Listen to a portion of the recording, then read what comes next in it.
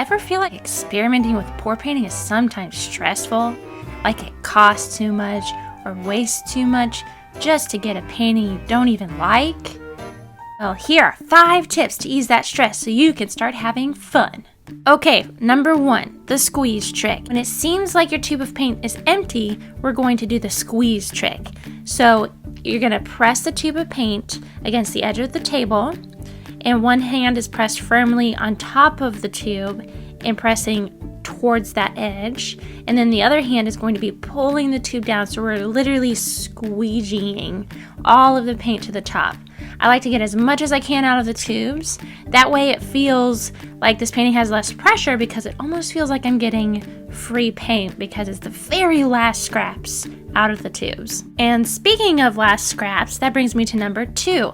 Use scrap Floetrol. These 5 jugs have been saved for the past several months, and it's only got like a little in the bottom, so it's literally the remainder. So again, using every last bit of Floetrol on experiment paint can give you that, oh, you know what, this was just scrap Floetrol, so it's bonus. Note though, make sure your old Floetrol doesn't smell rancid. It has a very distinct, like, gross smell. That means it's gone rancid.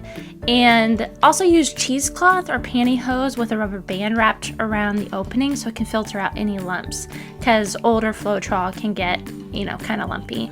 Okay, number 3, try new containers. Look at the world around you for inspiration. Food containers, craft supply bins, old packaging, etc. This was an old bead organizer.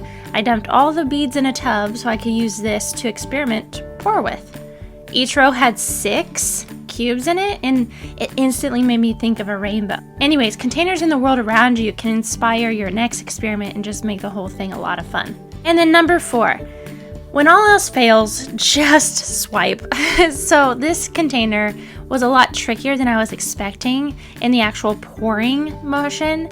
I should have had a more vertical tilt so the 3 rows could be pouring into each other a lot sooner. Anyways, nothing interesting happened with this rainbow pour, but I always have some very thin swipe color on hand ready when I'm experimenting with pouring, because even a truly boring pour might turn out pretty if it's swiped. So I just add some silicone to my swipe color and I pour it on, and then voila! And I really liked how the swipe turned out. Super pretty cells, but then that leads me to number 5. So number 5 is, even though it's an experiment painting, make sure to calculate the right amount of paint for your canvas. I got lazy and way overdid it on this paint, so the amount of paint I had in this whole container was way too much for this canvas. So I got these beautiful cells. Then I lost these beautiful cells over the next hour because this was just way too much paint for the canvas. Olga Sobey has a very nice paint calculator on her website, and I'll link that in the description. Anyways, with this pour, at least I got to experiment and learn. I really did like this container, but I definitely need to practice a better pouring angle. Like, I need to hold it more vertical sooner. I also wonder what this would look like as a flip cup pour. So, anyways, go have fun, find a new container and see what happens. And using last scraps of paint and Floetrol, take the pressure off so you don't feel like you're wasting paint.